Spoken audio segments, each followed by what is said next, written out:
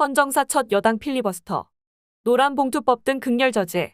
박승철 기자. 더불어민주당이 9일 본회의에서 노란봉투법과 방송 3법을 처리할 방침을 밝히자 국민의힘이 필리버스터 카드를 꺼내들었다.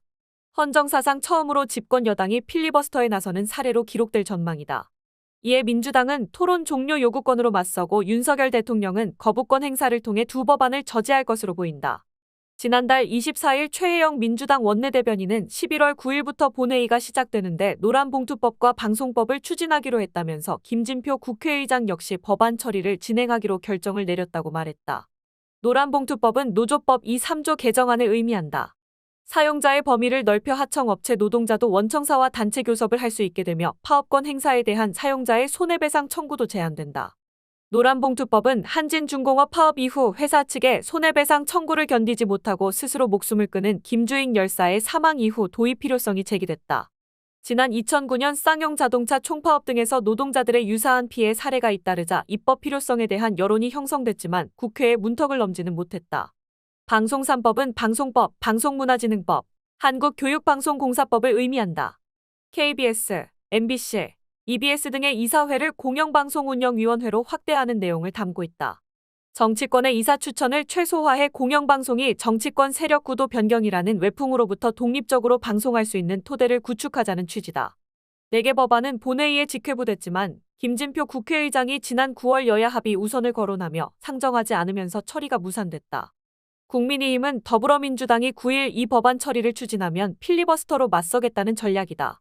1960년대 김대중 전 대통령의 김준현 의원 구속동의안 관련, 2016년 테러방지법 반대, 2019년 공수처법 반대, 2020년 국정원법 개정 반대, 2022년 검수완박 반대를 위해 필리버스터가 활용됐다. 이는 모두 당시 야당이 한 것으로 집권 여당이 필리버스터에 나서는 것은 이번이 처음이다. 윤재옥 국민의힘 원내대표는 6일 국회에서 열린 의원총회에서 소수당으로서 국가와 국민에게 피해를 줄 것이 분명한 이 법안을 막기 위해 필리버스터 등 모든 수단을 동원할 수밖에 없다라면서 노란봉투법은 현장에서도 수차례 많은 문제가 있었고 불법 파업을 조장하는 대표적인 민생 파괴 법안이며 방송법은 공영방송을 장악하고 국민의 방송이 아닌 자신들의 방송을 만들겠다는 속셈을 감추고 있는 법이라고 말했다. 국민의힘 원내지도부는 60명 규모로 필리버스터를 준비하고 있다.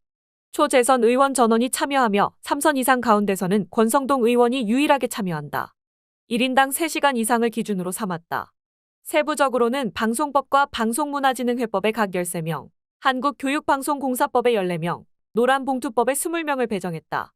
윤핵관으로 분류되는 윤한홍 의원과 이철규 의원도 한국교육방송공사법 개정안 관련 발언자 14명 중 각각 9번째와 14번째 주자로 나선다.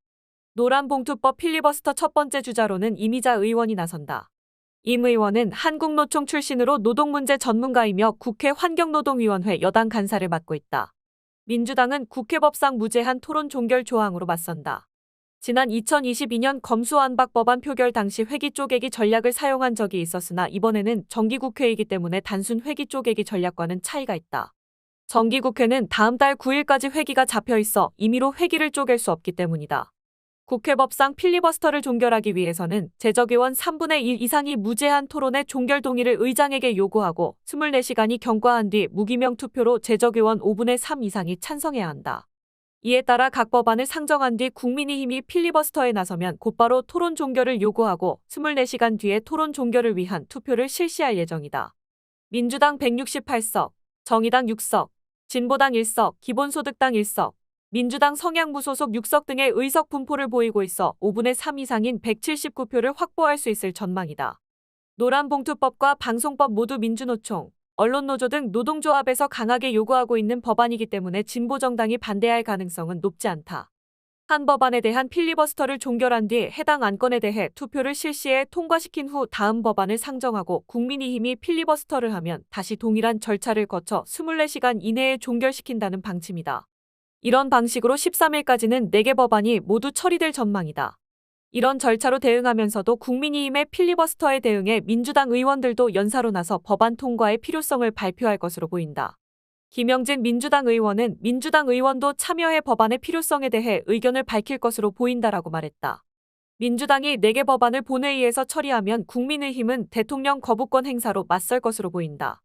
윤재옥 국민의힘 원내대표는 7일 국회에서 열린 원내대책회의에서 예산안 심사를 앞두고 민주당이 불법 파업조장법과 방송 3법을 강행 추진하겠다는 의사를 꺾지 않음에 따라 전국 경색이 우려되는 상황이라면서 필리버스터를 통해 부당함을 국민께 호소하고 대통령에게 법의 악영향을 고려해 거부권을 행사해 줄 것을 요청해야 하는 여당으로서 국민께 송구한 마음이라고 말했다.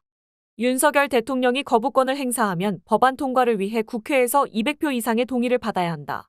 현실적으로 야권에서 확보할 수 없는 의석수이기 때문에 양곡관리법, 간호법과 마찬가지로 법안이 폐기 처분될 가능성이 커졌다. 반면 윤 대통령은 국회에서 통과된 법률안에 대해 거부권을 남발한다는 정치적 부담을 지게 될 것으로 보인다.